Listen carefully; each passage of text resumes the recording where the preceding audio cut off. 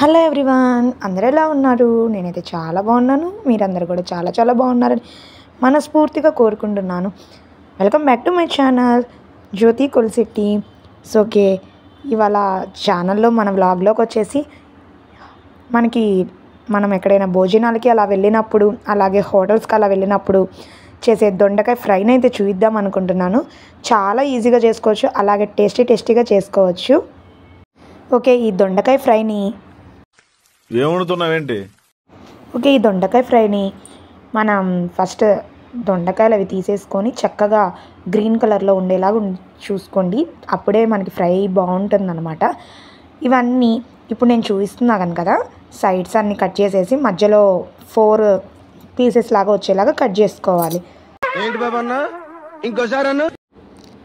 ఇలా అన్నీ చక్కగా కోసేసుకొని ఒక ప్లేట్లోకి టర్న్ చేసుకొని పెట్టుకునేసామనుకోండి, మనకి ఈజీగా ఫాస్ట్గా వంట చేసేయచ్చు. పిల్లలకి ఫ్రైస్ అంటే ఇష్టం కదా, ఇలాగా చక్కగా ఫ్రైని, అలాగే మార్నింగ్ టైంలో ఆఫీసెస్కి, స్కూల్స్కి హడావుడిగా వెళ్తూ ఉంటారనమాట. ఈజీగా క్విక్గా అయిపోయే రెసిపీస్ని మనం చూస్ చేసుకుంటూ ఉంటాం. సో ఇలాంటి రెసిపీని చేసి పెట్టారనుకోండి, టేస్ట్ బాగుంటుంది. ఇంట్లో చేసిన హెల్తీ ఫుడ్ అని చెప్పి అది కూడా హ్యాపీనెస్ ఇస్తుంది అనమాట. అన్నీ ఇలాగా కట్ చేసేసుకున్నాక దీనిలోకి మనం ముందుగా కొంచెం శనగపిండి, అలాగే మనం రైస్ ఫ్లోర్ని కొంచెం తీసుకొని దానిలోకి సరిపడా సాల్ట్, అలాగే కొంచెం కారము వేసేసి పకోడీ పిండిలాగా కలిపేసుకొని ఉంచుకోవాలన్నమాట. ఇలా చేసుకొని పెట్టుకున్నాక కొంచెం వాటర్ చూసి వేసుకోండి. మరీ లిక్విడ్ ఫామ్లో కాకుండా పకోడీ పిండి మనకు ఐడియా ఉంటుంది కదా, ఆ విధంగా కలుపుకున్నాము అంటే సరిపోతూ ఉందన్నమాట. చక్కగా కలిపేసుకొని లంప్స్ లేకుండా బ్యాటర్ అయితే రెడీ చేసుకొని ఉంచుకోవాలి. అలాగే ముందు స్టవ్ మీద కొంచెం ఆయిల్ వేసేసుకొని మనం ప్యాన్లో హీట్ చేసుకొని రెడీగా ఉంచుకున్నామంటే ఈ పిండి కలిపి దానిలో పకోడీలాగా వేసేసుకోవడమే. చూసారు కదా, నేనైతే స్టవ్ మీద ఆయిల్ అయితే బాయిల్ అయిపోయి ఉన్నది. ఈ హీట్లోనే మనము పకోడీలాగా వేసేసుకుంటే ఫ్రై అయిపోతుంది. ఇవి కొంచెం క్రిస్పీగా రాగానే మనము డిష్ అవుట్ చేసేసుకోవడమే.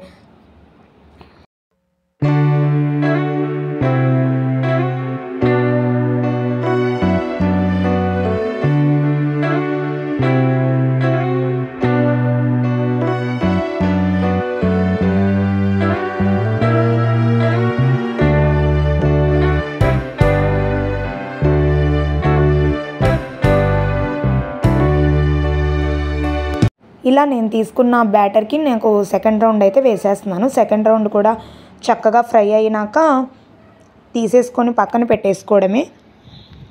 టేస్ట్ అయితే చాలా బాగుంటుందండి. అలాగే ముందు ఈజీగా క్విక్గా అయిపోయే రెసిపీ, పిల్లలు ఇష్టంగా తింటారు, మనకి హ్యాపీగా ఉంటుంది వాళ్ళు తినేసి కనుక ఉన్నట్టయితే. అంతే కదా, ఏ మదర్కైనా బాక్సెస్ రిటర్న్ రాకుండా ఉంటే. ఓకే, ఈ విధంగా మీతో మాట్లాడుతుంటేనే ఇవి ఫ్రై అయిపోయినాయి.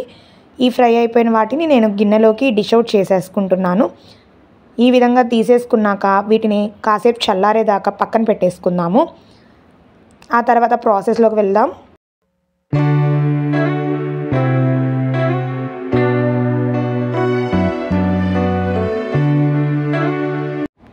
చక్కగా మనం వేసుకున్న పకోడీని చల్లారేదాకా పక్కన పెట్టేసుకొని అదే ప్యాన్లో మళ్ళీ మనం ముందుగా కట్ చేసి పెట్టుకున్నాం కదా దొండకాయలు, ఆ దొండకాయలని చక్కగా ఈ ఆయిల్లోనే ఫ్రై చేసేసుకుందాము.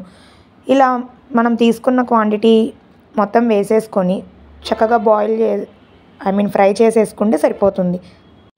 దొండకాయలు ఫ్రై అవ్వడం కొంచెం టైం పడుతుంది కాబట్టి అదొక్కటే కొంచెం టైం టేకింగ్. మిగతా ప్రాసెస్ అంతా చాలా ఈజీగా చేసేసుకోవచ్చు. ఇవి ఫ్రై అయ్యేలోపు మనము దీనిలోకి కొంచెం కారాన్ని అయితే రెడీ చేసుకుందాము. దానికి ముందుగా మనం మిక్సీ జార్ తీసుకొని 2 to 3 టేబుల్ స్పూన్ మిర్చి పౌడర్ తీసుకుందాము. దానిలోకి సరిపడా 1.5 స్పూన్ ఉప్పు, అలాగే ఒక ఫుల్ వెల్లుల్లి మొత్తం వేసుకోవాలి. అవి మొత్తము వేసేసి దానిలోకి సరిపడా జీలకర్ర, అలాగే కొంచెం ఎండు కొబ్బరి కూడా వేసేసుకుంటే టేస్ట్ చాలా బాగుంటుంది. ఇవన్నీ మిక్సీ పట్టేసుకొని రెడీ చేసుకోవడమే. ఈ పౌడర్ని ముందుగా రెడీ చేసుకొని ఇవి మిగతా ఫ్రైస్లో కూడా యూజ్ చేసుకుంటే చాలా బాగుంటుంది అన్నమాట. నేనైతే మిక్సీ పట్టేశాను.